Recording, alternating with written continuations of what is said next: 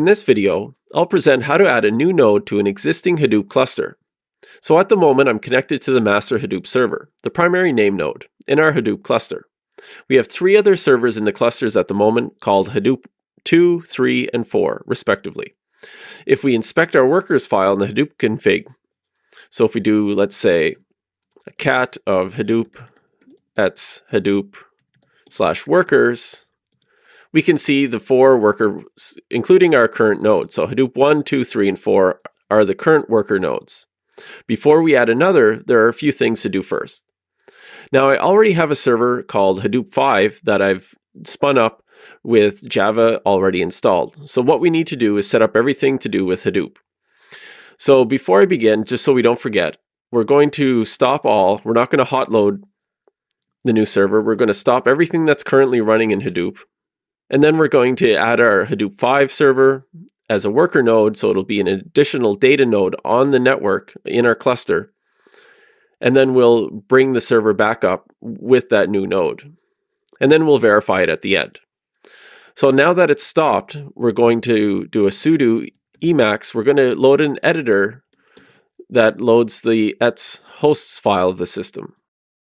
And in the hosts file, we'd like to add another node. So it's the new server, Hadoop 5, is running on 192.168.2.44 on my network. And we put this in here for convenience. And now we want to copy our SSH ID, our key, so that we can have a passwordless login to Hadoop 5 from our master node. So this will use a key-based authentication. And now if we test it and we connect to Hadoop 5, we can SSH into the server and we're connected. So Hadoop is accessible from our master node without a password using a key-based authentication. Now we need to copy Hadoop over, but before we do, we want to edit our workers file. So we'll load emacs Hadoop ets Hadoop/workers, and we have 4 there currently, and now we're going to add Hadoop 5. Save it, quit. And now we need to copy this to all of our nodes on the network. So we'll do an SCP minus RQ.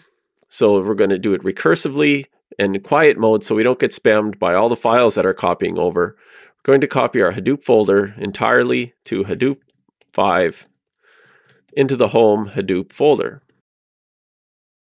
Now that that's complete, let's copy the workers file to all the other servers on the network. So we'll copy it. We don't need to do it in quiet mode because it's not that loud. There's only one file we're copying. We're going to copy Hadoop ets Hadoop workers into Hadoop 2 home